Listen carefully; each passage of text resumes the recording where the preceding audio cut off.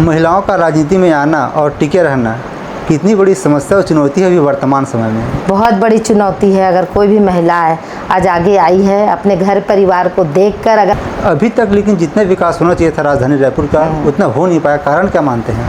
ये मैं मान ही नहीं सकती आपका जो बोल रहे हैं। ये तो बीजेपी वाले अपने आंखों में काले चश्मे लगा के बैठे, इस नाम से उनका विकास दिख नहीं रहा 5 साल का।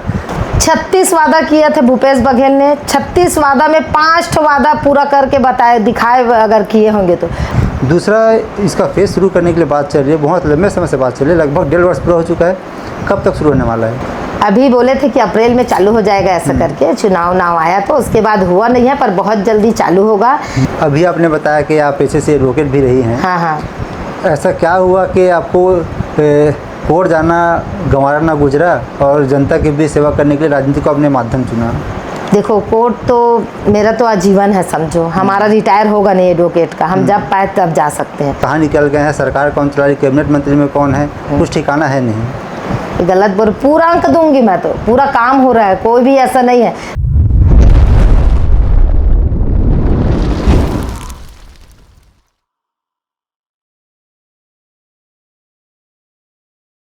नमस्कार, आप सभी दर्शकों का एक बार फिर से बहुत बहुत स्वागत है। आप देख रहे हैं TNR न्यूज़ का खास कार्यक्रम सवाल जो आपका है और मैं हूं आपके साथ रुपेश ठाकुर। साथियों, जैसे कि आप जानते हैं, इस कार्यक्रम के माध्यम से हम लगातार अलग अलग नेता, विधायक, मंत्री और सांसदों से आपकी मुलाकात करवाते हैं और जानने समझने का प्रयास करते हैं उनके जीवन के सफ़र और संघर्ष को, और साथ ही हम चर्चा करते हैं उनके जीवन से जुड़ी कुछ ऐसे पहलुओं पर जो आप हो सकता है आपके लिए ज़रूरी हो, आपके आगे आने के लिए या फिर अपने जीवन में उसको धारण करने के लिए। आज हमारे साथ जो मेहमान है वह बेहद खास है। जी, हम बात कर रहे हैं श्रीमती शैलेंद्री परगनिया जी की, जो भारतीय जनता पार्टी की ओर से एक कद्दावर नेत्री है। आपका बहुत बहुत स्वागत है। धन्यवाद आपका। चर्चा में आगे बढ़ेंगे मैडम, उससे पहले हम जानना चाहते हैं कौन है शैलेंद्री परगनिया जी, आपका राजनीति में आना कैसे हुआ? मैं शुरू से स्कूल लाइफ से मतलब समझो कि एक लीडरशिप का काम करती थी स्कूल में भी, जैसे होता था पूरे क्लास में मतलब जितना स्कूल में होता था ना, तो मैं ही मतलब हर काम करती थी, तो मेरे पीछे पूरे क्लास के लोग रहते थे। तो मतलब शुरू से ऐसा लगा। उसके बाद करीब 98 वगैरह में मैं तरुण दादा के साथ हम लोग काम करते थे, मेरा मैका वहीं है राजा तालाब। तो उनके साथ काम करते हुए मैं ना यहाँ गदरे भवन आई अपने बाबूजी के साथ। उस समय रात दूत में आई और वहाँ पर ऐसे ही सुनी और ऐसा मतलब हल्का सा भाषण देख, पहले तो अपन जानते नहीं थे इतने अच्छे से, पर पंडित दीनदयाल उपाध्याय जी और श्यामा प्रसाद मुखर्जी के बारे में वहाँ चर्चाएं चली। तो जो पंडित श्यामा प्रसाद मुखर्जी और दीनदयाल उपाध्याय जी के बारे में मैं सुनी कि वो अंतिम व्यक्ति अंत्योदय का सिद्धांत वहाँ पर बताया, अंत्योदय का सिद्धांत। मैं सोची ये क्या होता है, फिर वो अंत्योदय का सिद्धांत को समझाया कि अंतिम व्यक्ति का उदय। मतलब इस पार्टी में मेरे को मतलब इतना अच्छा लग गया कि अंतिम व्यक्ति का उदय मतलब हर व्यक्ति का चिंतक करने वाला है तो भारतीय जनता पार्टी है। और पंडित दीनदयाल उपाध्याय जी, श्यामा प्रसाद मुखर्जी मानववाद के लिए, आम जनता के लिए इतने अच्छे काम किए, तो मैं मतलब उसी से प्रभावित हुई, समझो कि मेरे को भारतीय जनता पार्टी में आना चाहिए और भारतीय जनता पार्टी के लिए काम करना चाहिए। पंडित श्यामा प्रसाद मुखर्जी और दीनदयाल उपाध्याय जी की मृत्यु कैसी हुई आप तो जानते हैं, एकदम अल्पकाल में, और इतना संघर्ष करके भारतीय जनता पार्टी जनसंघ को खड़ा करके, तो उनकी योजनाओं को और उनके विवेक से मैं प्रभावित होकर भारतीय जनता पार्टी में आई और 98 से भारतीय जनता पार्टी में काम करते रही। फिर शादी होके मैं आज़ाद चौक में आई और आज़ाद चौक में जैसे शादी होके आई और कुछ दिन ऐसे काम करी, वार्डों में थोड़ा बहुत ऐसे काम करती थी, ज़्यादा तो नहीं पर लगता था, लगाव था। फिर हमारा वार्ड महिला हुआ, पिछड़ा महिला, तो मुझे भारतीय जनता पार्टी ने टिकट दिया और पार्षद रही। पार्षद रहते हुए में मैं मतलब मैं एक एडवोकेट भी हूँ और वकालत करने जाती थी, पर पार्षद बनने के बाद मुझे ये एहसास हुआ कि मैं आम जनता ने मुझे चुना है और अपने उद्देश्य के लिए चुना है, अपनी आवश्यकताओं के लिए, जनता की मूलभूत सुविधाओं के लिए मुझे चुना है। तो मेरे को कोर्ट जाना ज़्यादा, मैं अपने आप को थोड़ा सा कम करने लगी कि मेरे को जो उद्देश्य मिला, जिस उद्देश्य से मेरे को जनता चुने हैं, तो मैं उनका काम करूं, ऐसा टाइप में मुझे लगा। और मैं जनता के बीच में हमेशा रही और गरीब बस्ती से चुन के आई थी और हमेशा गरीब बस्तियों के बीच में रही। पार्षद बनने के बाद मेरी बेटी मैं प्रेगनेंसी हुई, फिर भी मैं 9 महीने के भी मेरे पेट में बच्चे रहते हुए भी बाढ़ का दिन आया, मेरे वार्ड में बहुत पानी भरता था। मैं अपने घुटने तक पानी में मैं चल के जाती थी। मेरे वार्ड के जनता भी बोलते थे, दीदी ते मत आए कर, तुम मत आना, क्योंकि तुम ऐसे हो। मैं बोली नहीं, आपके लिए है, भगवान सब अच्छा करेगा, आप सबका आशीर्वाद रहेगा, अच्छा रहेगा। और अच्छा सब निपट गया। जितने भी काम मेरे को भारतीय जनता पार्टी का, केंद्र सरकार की योजनाओं और राज्य सरकार की योजनाओं को जन तक पहुंचाना था, वो काम को आज तक मैं करते आ रही हूँ। और हमेशा मेरी लड़ाई ये चीज़ की है, मैं आज तक पार्टी से कुछ नहीं मांगी हूँ, पर विभिन्न दायित्व में दिए। मैं वार्ड में काम करी, मंडल में काम करी, जिले में कोषाध्यक्ष रही हूँ, जिले में महामंत्री रही हूँ। मेरी इस कार्यप्रणाली को देखते हुए मैं रायपुर शहर जिले महिला मोर्चा की अध्यक्ष बनी हूँ।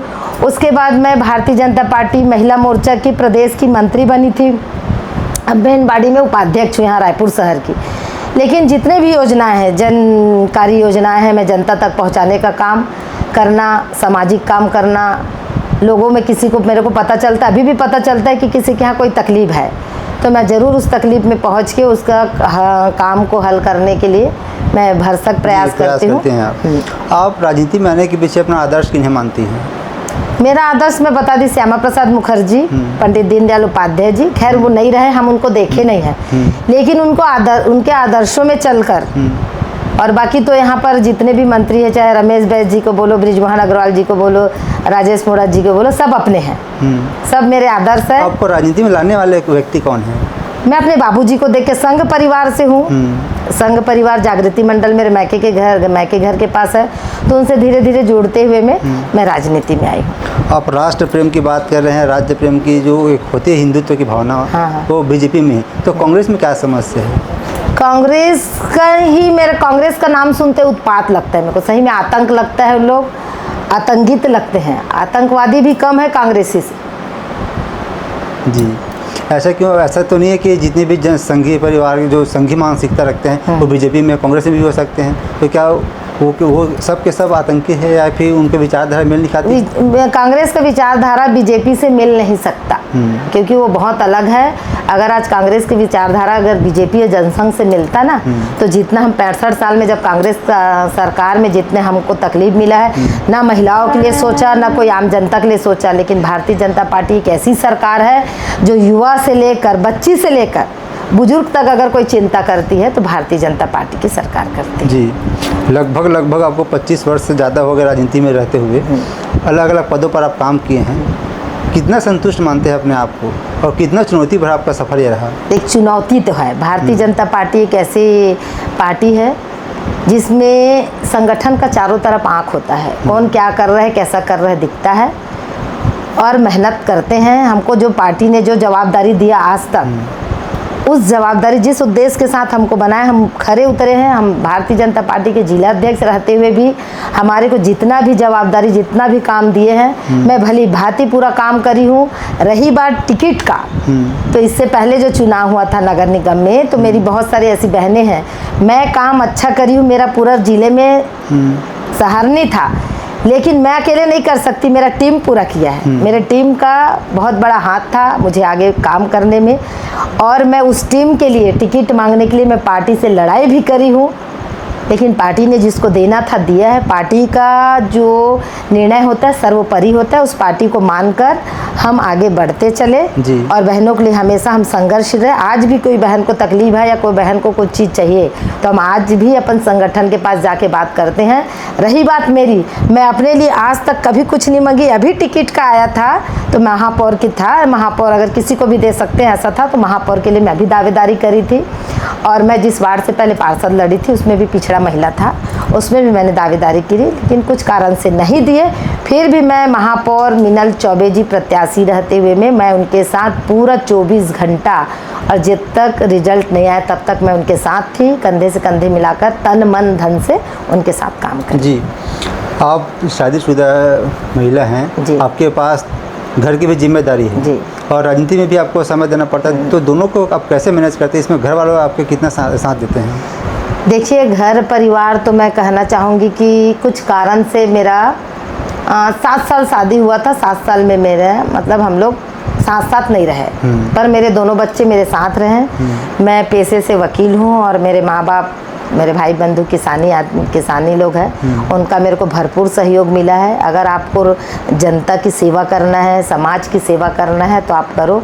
मेरे दोनों बच्चों को देखने के लिए मेरे घर परिवार, मेरा मैका परिवार रहा, और मेरे एक राजनीतिक गुरु है, राजनीतिक नहीं सामाजिक पारिवारिक गुरु है ना, उनका भी मुझे मार्गदर्शन मिला और उनका पूरा सहयोग मिला, तब मैं आज यहाँ तक पहुँची हूँ। जी, महिलाओं का राजनीति में आना और टिके रहना कितनी बड़ी समस्या और चुनौती है अभी वर्तमान समय में? बहुत बड़ी चुनौती है। अगर कोई भी महिला है आज आगे आई है, अपने घर परिवार को देखकर, अगर हमको 4-6 बजे अपन को एयरपोर्ट पहुंचना है, मान लो जैसे सुबह, तो हम जल्दी उठकर घर परिवार के लिए पूरा जो बनाना है। देखो मेरे तो अभी सास ससुर नहीं, मैं तो अकेले रह रही हूँ, तो मेरा तो थोड़ा सा ऐसा ही है। लेकिन और बहनें हैं जो राजनीतिक में जाते हैं, तो अपना घर परिवार को भी देखकर पूरा उनको सहयोग कर फिर राजनीतिक पार्टी में जाते। बहुत बड़ी चुनौती है, लेकिन भारतीय जनता पार्टी एक ऐसी पार्टी है जिसमें महिलाओं का हर जगह सम्मान मिलता है। कोई भी ऐसी महिला नहीं है, एक आध अपवाद होगी जो मतलब जो कांग्रेस से आई रहती है ना, उन्हीं लोग इतना अपवाद करते हैं। लेकिन भारतीय जनता पार्टी के पूरे कार्यकर्ता जाबाज कार्यकर्ता है, निष्ठावान कार्यकर्ता है। अगर पार्टी ने कोई चीज़ की जवाबदारी दिया है तो घर की भी जवाबदारी पूरी करके उसके बाद पार्टी की जवाबदारी पूरी करते हैं। जी, बहुत बड़ी चुनौती है महिलाओं के लिए। लगभग 25 साल हो गया छत्तीसगढ़ को बने और राजधानी बने। लगातार आप भी जमीनी स्तर से जुड़कर काम कर रही हैं, आप सब चीज़ को देखते अनुभव करते हुए आ रहे हैं। अभी तक लेकिन जितने विकास होना चाहिए था राजधानी रायपुर का, उतना हो नहीं पाया। कारण क्या मानते हैं? ये मैं मान ही नहीं सकती आपका जो बोल रहे हैं। अभी की राजधानी, अभी की रायपुर, और अब 25 साल पहले जो यहाँ आया है वो अभी रायपुर शहर में आएगा या राजधानी में आएगा, है ना, तो पहचान नहीं पाएगा। इतना विकास कार्य हुआ है। जो 5 साल में जो कांग्रेस की सरकार थी उसने इतना गड़बड़ कर दिया, जो हमने 15 साल तक जो संजो के रखा था, जो विकास की गंगा हम रायपुर शहर में छत्तीसगढ़ में बिछाए थे, उसको भी कांग्रेस सरकार मेंटेनेंस नहीं कर पाए। कम से कम उसको मेंटेनेंस कर लेते तो भी हमारा राजधानी अच्छा होता। लेकिन अभी हमारा 1.5 साल सरकार आई है, हमारी सरकार ने जो जो वादा किया, आप देख रहे हैं जो जो वादा किया।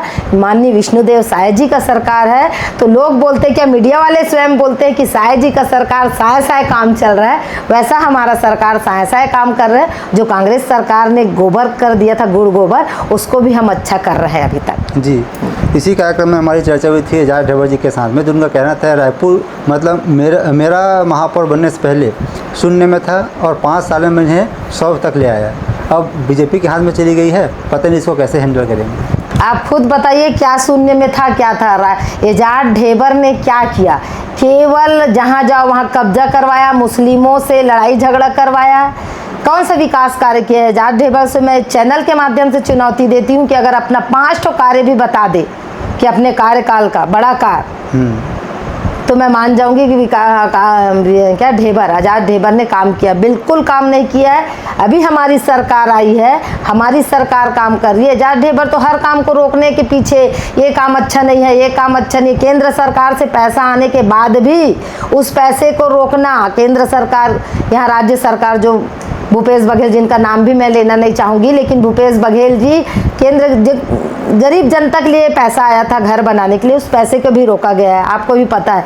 बड़ा बूढ़ा तालाब का घोटाला देखो, करोड़ों का घोटाला करके बैठे, क्या काम किए? उसको काम कर रहे, करोड़ों रुपया लगा दिए, 2 दिन में ढप हो गया। कहीं पर काम कर रहे हैं, वहाँ पर काम कर रहे हैं, उसका छत गिर जा रहा है। तो क्या काम किया, क्या विकास काम किया? अरे मैं तो बोलती हूँ कि अगर 5 साल में लोग जितना हमारे सरकार ने बनाया, उस सब जगह को अगर ये जाके मेंटेनेंस भी कर लेते ना, हमारा रायपुर और विकास दिखता, रायपुर का काम विकास विकसित दिखता। ये तो बीजेपी वाले अपने आंखों में काले चश्मे लगा के बैठे, इस नाम से उनका विकास दिख नहीं रहा 5 साल का। चाहे किसानों के लिए बात कर ले, बेरोजगार युवाओं के लिए बात कर ले, महिलाओं के लिए बात कर ले। कांग्रेस के जो बड़े शीर्ष नेता हैं उनका कहना है कि बेहतर काम हुआ है, स्वर्ण अक्षर में लिखने योग्य काम हुआ है। 36 वादा किए थे भूपेश बघेल ने। 36 वादा में 5 वादा पूरा करके बताए, दिखाए अगर किए होंगे तो। पहला वादा झूठ बोल के तो सरकार बनाए, सबसे महिला बहनें, सब बहनें विश्वास किए कि चलो शराब बंद हो जाए, क्योंकि छत्तीसगढ़ में शराब के कारण बहुत सारी ऐसे घटनाएं होती है और सब महिला बहनें पीड़ित है इससे। खासकर मध्यम वर्ग और गरीब तबके के लोग बहुत पीड़ित है। तो उस चीज़ के लिए सोचा कि चलो भैया हमारा शराबबंदी हो जाएगा तो हम लोग घर अच्छा हो जाएगा, उसको जिता दिए। तो आज तक तो शराबबंदी करवा नहीं पाए। जब घोषणा तो किए थे, बनते ही 10 दिन के अंदर हम शराबबंदी कर देंगे, 5 साल निकाल दिए भाई। महतारी वंदन योजना भारतीय जनता पार्टी द्वारा लाया गया था और ये मास्टर स्ट्रोक साबित हुआ जीत में। लेकिन अभी भी महिलाएं ऐसे मतलब उनका मांग है कि बहुत सारी महिलाएं जो छूट गई हैं इस योजना का लाभ लेने से। दूसरा, इसका फेज शुरू करने के लिए बात चल रही है, बहुत लंबे समय से बात चल रही है, लगभग 1.5 वर्ष पूरा हो चुका है। कब तक शुरू होने वाला है? अभी बोले थे कि अप्रैल में चालू हो जाएगा ऐसा करके, चुनाव आया तो उसके बाद हुआ नहीं है, पर बहुत जल्दी चालू होगा। क्योंकि इसमें अभी हमको पता चला कि कई महिलाएं ना 2 बार 3 बार फॉर्म भर चुकी थी, तो उनका फॉर्म कुछ का भी ये बता रहे थे कि इतना करोड़ का हुआ है तो इतना रिजेक्ट हुआ है। तो रिजेक्ट होने का कारण भी यही है कि किसी का डबल हुआ और कई लोग भर नहीं पाए हैं, है ना। और कोई अभी जिसका शादी हुआ है, जिनको अभी भरना है, तो उनके लिए आएगा, सबको लाभ मिलेगा। जो इस कैटेगरी में आएगा, कैटेगरी तो पहले तो सब लोग भर दिए हैं, देखो सब लोग भर दिए हैं, लेकिन अब कैटेगरी के अनुसार सबको इसका लाभ मिलेगा निश्चित रूप से। अभी आपने बताया कि आप पेशे से एडवोकेट भी रही हैं। हाँ। ऐसा क्या हुआ कि आपको कोर्ट जाना गंवारा ना गुजरा और जनता के बीच सेवा करने के लिए राजनीति को अपने माध्यम चुना? देखो, कोर्ट तो मेरा तो आजीवन है, समझो। हमारा रिटायर होगा नहीं एडवोकेट का, हम जब पाए तब जा सकते हैं। लेकिन 5 साल के लिए जनता ने मुझे चुना था और उनके विश्वास में अगर खरे नहीं उतरूंगी तो फिर मेरा राजनीति करने का मतलब ही नहीं है, पार्षद बनने का मतलब ही नहीं है, घर बैठने का। तो मैंने ज़मीनी से जुड़कर जनता का जितना भी रहा है सहयोग रहा है, मैं करते रही। आज भी मैं पार्षद 2004 में थी, आज भी मेरे वार्ड में किसी के यहाँ कोई ख़त्म हो जाता है, गरीब तबके के लोग हैं, मुझे याद करते हैं, जो मेरे को सहयोग करना रहता है मैं करती हूँ। अभी भी मैं 11 बच्चों को पढ़ाती थी स्कूल में, अभी 2 साल से मैं नहीं पढ़ा, कोरोना के बाद से नहीं हो पाया, लेकिन मैं 11 बच्चों का फीस भर के मैं पढ़ाती थी।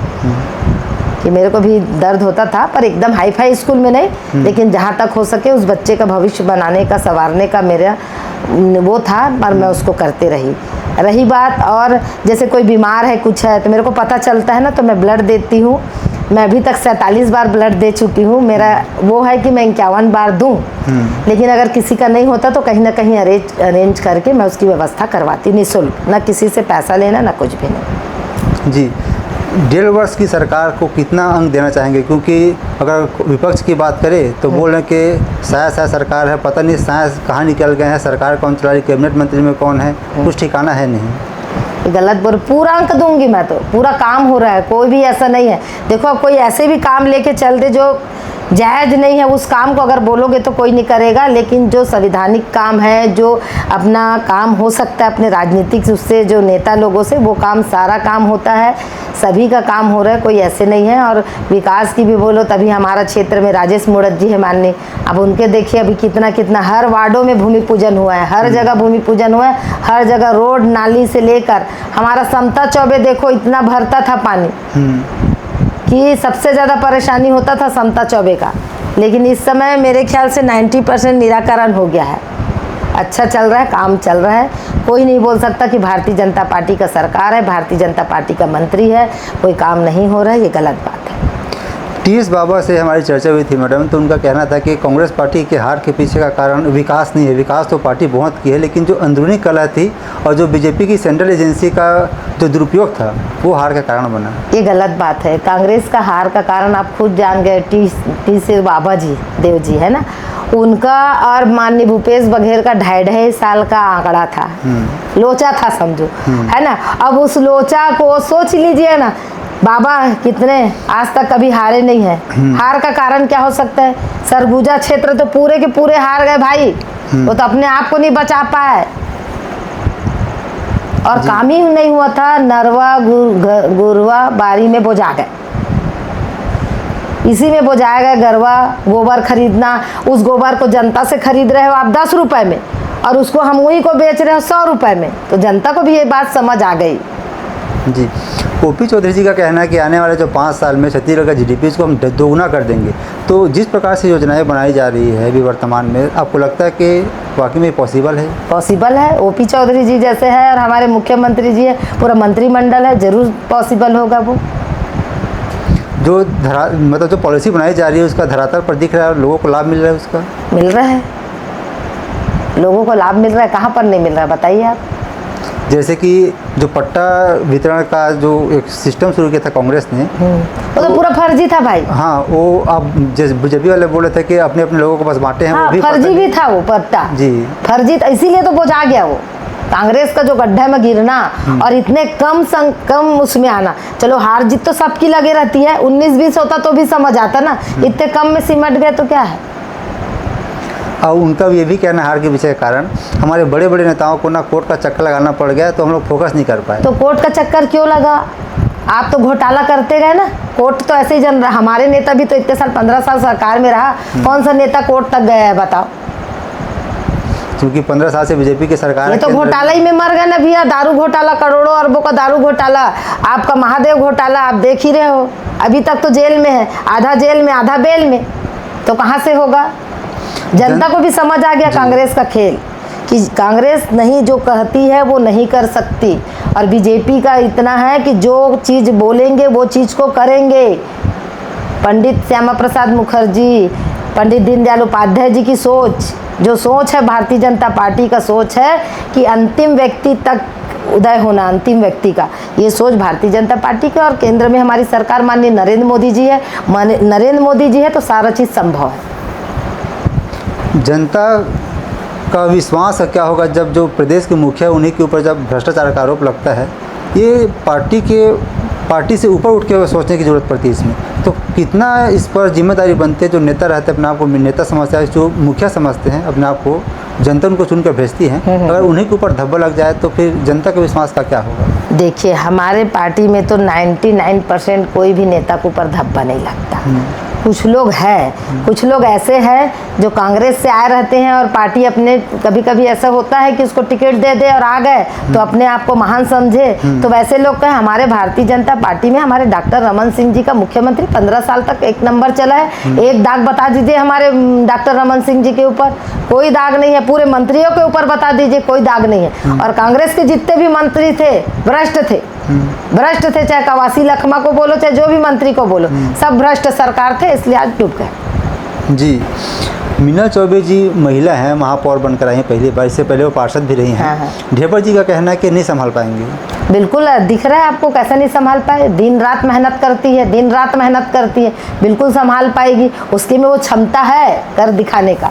3 बार का पार्षद रही है, जोन अध्यक्ष रही है, नेता प्रतिपक्ष रही है, करेगी, काम कर रही है। अभी भी कौन सा काम नहीं हुआ है? जॉर्ज ढेबर से मैं पूछना चाहती हूँ आपके इसके माध्यम से, चैनल के माध्यम से, कि कौन सा काम नहीं कर पा रहा है। मीनल चौबे जी किसी एक अपने, देखो एजाज ढेबर तो अपने समाज को लेकर ही काम किया, जितना काम किया, अपने चाचा भतीजे में डूब मरा। और मीनल चौबे जी ऐसा कोई वो नहीं है कि उसका परिवार उसके साथ है, उसके साथ पूरे रायपुर शहर की जनता है, जिसका काम है, जिसकी समस्या है, सारे समस्या का हल करने में एक नंबर है, काम करती है, अच्छा काम करती है। जी, मीनल चौबे जी से अभी हमारी चर्चा हुई थी मैडम, उनका कहना था कि अभी प्रदेश में मतलब देश और प्रदेश और जो नगर निगम है, तीनों में भाजपा की सरकार है और ट्रिपल इंजन की सरकार तेज गति से आगे बढ़ेगी। लगभग 60 से ज़्यादा पार्षद बीजेपी के हैं। तो जो समस्याएं भी जो रायपुर देख रही है, जैसे कि पानी को लेकर हो गया, फिर ड्रेनेज सिस्टम को लेकर हो गया, क्या इस पर काम तेज़ी से होगा? तेज़ी से हो भी रहा है, होगा भी। और दूसरी बात है कि पानी का काम तो अभी देखो हर जगह पाइप 90% तो हो चुका है। कुछ जगह जो दूर अंचल में, जो दूर में है, उधर भी होगा। आने वाले साल में पानी की पूरी समस्या खत्म हो जाएगी, मैं मीनल चौबे की तरफ से आपको गारंटी देती हूँ जी। और उसके साथ हम सब है। मीनल चौबे अकेले काम नहीं कर रही, उनके पास 60 पार्षद है, उनके पास 4 विधायक है, 1 सांसद है, सब मिलकर काम करेंगे, रायपुर शहर को चहुमुखी विकास करेंगे। जी, ऐसा पहली बार हो रहा है जब नक्सली खुद पर्चा फेंक कर ये बोल रहे हैं कि हम बातचीत करने के लिए तैयार हैं। और इससे जब कार्रवाई शुरू हुई थी तो उससे पहले कांग्रेस बोल रहे थे कि जो बीजेपी है ना, आदिवासियों को मारकर नक्सली बताकर अपनी पीठ थपथपा रही है। कितना कुछ बदलाव हुआ इस बीच में? कांग्रेस सरकार का काम है आरोप लगाना, बीजेपी सरकार का काम है सच्चाई को सामने लाना। और बीजेपी सरकार जो काम कर सकती है वो कांग्रेस सरकार कभी नहीं कर सकती है। वो अपना झूठ का वो उसको थोपड़ा दूसरे को थोपते हैं लोग, खुद वैसा काम करते हैं, खुद वैसी काम कर। आज देखिए नक्सलाइट बहुत हमारे बीजेपी सरकार आने के बाद बहुत कम हो रहा है, आत्मसमर्पण कर रहे हैं। हमने अभी किसी नक्सलाइट को पकड़ने के लिए करोड़ों का वो लगाए थे, आज सामने आया, पकड़ा गया। हमारा सरकार है नक्सलाइट को भी कम करने का, पूरा ख़त्म करेगा, ये मैं गारंटी है, भारतीय जनता पार्टी सरकार की गारंटी है। पिछले कुछ समय में जो आपराधिक घटनाएं हैं वो बढ़ी है, खासतौर पर महिलाओं के ऊपर। इस पर क्या एक अलग से पॉलिसी बनाने की ज़रूरत है? हालांकि जो गृह मंत्रालय वो आदेश किया कि अलग अलग लगभग 15 जगह में जो महिलाओं का स्पेशल थाना है उसको हम बनाएंगे। क्या ये सफिशिएंट होगा? अच्छा, हाँ, हमारी महिला बहनों की सुरक्षा के लिए अगर विचार बना है कि 15 अलग अलग जगह बनाएगा तो बहुत अच्छी बात है। क्योंकि देखो, महिला थाना रायपुर शहर में अपना रहा है, तो कहीं के लोग आएंगे तो फिर महिला थाना एक जगह आएंगे, तो यहाँ भी इतने सारे ऐसे हो जाता है तो सुनवाई हो नहीं पाता है, लेट होता है। तो उससे और फिर मान लो जब मेरा सुनवाई नहीं हुआ, 2 बार गई, 4 बार गई, फिर अरे यार कुछ नहीं होता, घर बैठ जाते हैं। तो हमको जल्दी न्याय मिले उसके लिए अगर अलग अलग जगह महिला थाना बन रहा है तो बहुत अच्छी है, स्वागत योग्य है ये बात। तो जो वर्तमान में भी आपराधिक घटनाएं बढ़ रही है उसको रोकथाम के लिए देखो, कांग्रेस सरकार थी तो ये अपराध घर बन गया था, रायपुर शहर राजधानी अपराध घर बन गया था। लेकिन अपराध तो है, नहीं है ऐसी बात नहीं है, लेकिन बहुत कुछ कम है और धीरे धीरे हमारी सरकार उसको कम करने की दिशा में है, वो कम होगी। नशा को कितना बड़ी आप इसको कारण मानते हैं अपराध के पीछे का? नशा के कारण ही अपराध है, ये तो फैक्ट है। 90% अपराध नशा से है। मैं भाई देखो भारतीय जनता पार्टी की कार्यकर्ता हूँ, लेकिन मैं भी सरकार से गुजारिश करूँगी कि नशा जो है, जो मोहल्ले मोहल्ले में जो बस्तियों में होता है, वो सूंघने वाला है, 10 रुपये का कुछ लेके ट्यूब सूंघते हैं, वो सब चीज़ में बैन लगना चाहिए। उससे भी बहुत मतलब लोग बोलते हैं उसको नशा कर लिए और एक 10 गोली आता है, उसमें भी बैन लगना चाहिए, बिल्कुल बंद करना चाहिए। अगर व्यक्ति, मैं खुद अपने आँख से देखी हूँ क्योंकि मैं बस्ती में काम कर चुकी हूँ, बस्ती के बीच में जाती हूँ, तो जो बच्चा अगर 10 गोली और नशा वो कर लेते, खा लेते हैं ना, तो किसी का मर्डर भी करेगा, अपने हाथ पैर को भी काटेगा तो उसको कोई फर्क नहीं पड़ता। उस समय कुछ नहीं लगता, उसको एहसास नहीं होता कि मैं किसी को मार दिया या मैं अपने हाथ को काट दिया, बाद में उसको दर्द महसूस होगा। लेकिन ये नशा के कारण ही अपराध होता है, वो अचेत रहता है। जी, बहुत सारी महिलाएं राजनीति में आना चाह रही है, बीजेपी खास तौर पे प्रमोट कर रही है, मतलब ये प्रयास करी कि ज़्यादा से ज़्यादा महिलाओं का सहभागिता इसमें हो। इसके लिए रिजर्वेशन बिल भी लाया गया है। कितना बड़ा गेम चेंजर होने वाला है और राजनीति में महिलाओं का आना कितना सही है? मैं इस चैनल के माध्यम से जितने भी बहन भारतीय जनता पार्टी में आना चाहती हैं, मैं उनका बहुत बहुत स्वागत अभिनंदन करती हूं कि भारतीय जनता पार्टी एक ऐसी पार्टी है, राष्ट्रीय पार्टी है, जिसमें महिला बहनों का हर स्तर में सम्मान होता है और महिलाओं के हित के लिए अगर कोई लड़ता है तो भारतीय जनता पार्टी की सरकार ही लड़ती है, संगठन लड़ती है। इसलिए भारतीय जनता पार्टी में कोई भी बहनें, अभी देखो अभी तो बहनें आ रही है, अभी बहुत सारी बहनें आ चुकी है और नव युवक लोग आ रहे हैं, युवती लोग आ रहे हैं 18 साल 20 साल के बाद भारतीय जनता पार्टी। आज देखेंगे, अब भारतीय जनता पार्टी में अगर जाएंगे, हमारे सरकार भी नहीं था, उसके बाद भी कोई भी कार्यक्रम होता था, आप देखते थे महिलाओं की संख्या बहुत होती थी। क्योंकि इस पार्टी से लोग मतलब क्या बोलना चाहिए कि बहुत प्रभावित है भारतीय जनता पार्टी से। बहुत हमारी बहनें हैं, मेरे आजू बाजू वाले हैं, वो भी हमारे पार्टी में देखती है, इतना अच्छा से कार्यक्रम होता है, हर चीज़ का ना, हर चीज़ का कार्यक्रम। अगर कोई योजना भी मिल रहा है तो पहले महिला बहनों को। आज देखो 65 साल तक कांग्रेस की सरकार थी, कभी महिलाओं के लिए सोचा है? सोनिया गांधी हो चाहे आपका मनमोहन सिंह जी हो, कोई नहीं सोचा। महिलाओं के लिए अगर कोई सोचा है तो माननीय नरेंद्र मोदी जी। सबसे पहले तो मैं उनका सम्मान करती हूँ जो गैस सिलेंडर दिए। दूर अंचल में जाते आप, महिला बहनें अगर खाना बना रही है तो धुआं आ रहा है, आँख में पानी आ रहा है, ठीक से उनको चेस्ट में खराबी आ रहा है, ये सब आज पूरा ख़त्म। सिलेंडर दिए हैं उज्ज्वला योजना के माध्यम से। हमारी मोदी जी का सोच है कि 2000 हमारा सरकार आता ना 2022 तक सबका सिर में छत होता, लेकिन ये बीच में अपना कांग्रेस का सरकार आया, उसके कारण रुक गया। लेकिन अभी भी हमारे जो भी गरीब व्यक्ति है जिनके सर में छत नहीं है, इसकी सोच अगर कोई रखता है तो माननीय नरेंद्र मोदी जी रखते हैं और वो पूरे गरीब तबके के लेकर सबके लिए सोचते हैं। तो वैसे विचारधारा भारतीय जनता पार्टी के, इसलिए महिला बहनें उनके प्रति आना चाहती हैं। जी, एक और बड़ी बात निकल कर सामने आती है, जब कोई महिला राजनीतिक परिवेश में आगे बढ़ती हैं तो पुरुष वर्ग उन्हें तिरछी नज़र से देखते हैं। देखिए, ऐसा कुछ नहीं है। वो क्यों देखेंगे? हमारा कोटा है, भारतीय जनता पार्टी महिलाओं को इतना सीट मिलना है तो उसको पुरुष तो नहीं लेगा ना, तो काहे के लिए वो ऐसी नज़र से देखती है? मतलब हमसे आगे बढ़ रही हैं, हम उनके पीछे अंडर के काम करेंगे। भाई अगर मेरी महिला मोर्चा के अध्यक्ष बनना है तो पुरुष भाई को तो नहीं बनाना है ना, महिला ही को तो बनाना है। तो भाई वो जो ऐसा देखता है या ऐसा कर रहा है, उसको हमारे काम जो कर रहे हैं उस काम से उसको प्रेरणा लेना चाहिए कि कैसे काम कर रहे हैं, हम भी उनके पीछे वैसा काम करें और हम भी आगे बढ़ें। पर गणेश जी अपना राजनीतिक भविष्य कहाँ तक देखती हैं आने वाले समय में? मैं तो राजनीतिक भविष्य बहुत अच्छे से देखती हूँ और संगठन पे आगे मेरे को चलकर विधायक मंत्री के रूप में देख सकते हैं? हाँ, मैं देख रही हूँ, मैं विधायक देख रही हूँ, अपने आप को मंत्री के रूप में देख रही हूँ। महापौर भी बनना है एक बार, जो भी बनेगा। और संगठन, अगर मैं संगठन में काम कर रही हूँ, अगर मेरा काम अच्छा है, मैं अच्छे से काम कर रही हूँ, तो निश्चित रूप से मुझे विश्वास है कि पार्टी का सब तरफ नज़र है, कौन कैसा कर रहा है, तो पार्टी निश्चित रूप से मुझे टिकट देंगी। मैं उनके उद्देश्यों पे, उनके विचारों पे खरे उतरने का भरसक प्रयास करूंगी और मैं करूंगी। मैं तो सपना देखती हूँ, मेरे से ज़्यादा ना मेरे आजू बाजू वाले, मेरे घर परिवार देखते हैं कि मेरी मेहनत देखकर। मेरे संगठन में भी संगठन के लोग बोलते हैं कि तुमको मिलना चाहिए, मिलेगा भाई, आज नहीं तो कल। जिनका किस्मत, भाग्य, मेन भाग्य है। मेहनत करूंगी। भारतीय जनता पार्टी के जितना भी जनधन योजना है, जितने भी योजना है, जन कल्याणकारी योजना, जहां तक पहुंचाने का काम है, जो उद्देश्य है, उस उद्देश्य को मैं पूरा करूंगी और अपने लक्ष्य को जरूर प्राप्त करूंगी। एडवोकेसी और राजनीति के अलावा आपकी रुचि किसमें है? मेरा सामाजिक भी है, सामाजिक काम है, एनजीओ भी चलता है। एनजीओ में मेरे को जैसे बच्चे लोग को बांटना है, कुछ भी, मैं आए दिन छोटे छोटे बच्चों को कभी काफ़ी पुस्तक देना, कभी कुछ करना, लोगों को मदद करना, जो लोग समस्याएं में हैं उनको मदद करना, ये मैं करती हूँ। मेरे से जो बन पाता है उसको मैं करती हूँ, और जो नहीं बन पाता है तो मैं किसी के पास ले जा के बताती हूँ कि इनकी ये समस्या है, तो समस्या को करवाती हूँ। आपका बहुत बहुत धन्यवाद मैडम, आप हमारे साथ शामिल हुए चर्चा में और अपने अनुभव साझा किए।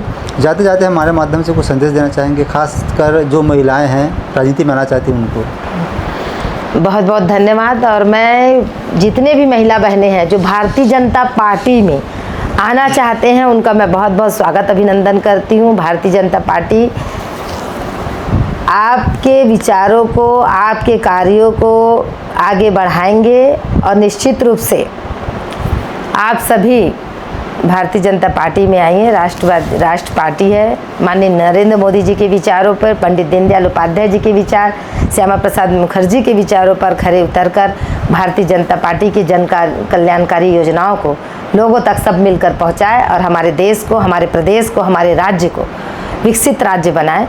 आप सबका सहयोग और साथ की अपेक्षा करती हूँ। तो आप सुन रहे थे श्रीमती शैलेंद्री परगने जी को, जिनका कहना है कि वो लगातार बीजेपी पार्टी में रह रही है, अलग अलग पदों पर काम कर रही हैं, जो भी सभी जन कल्याणकारी योजनाओं को जनता तक पहुंचा रही है और प्रयास कर रही है कि आने वाले समय में और बेहतर तरीके से काम कर सके।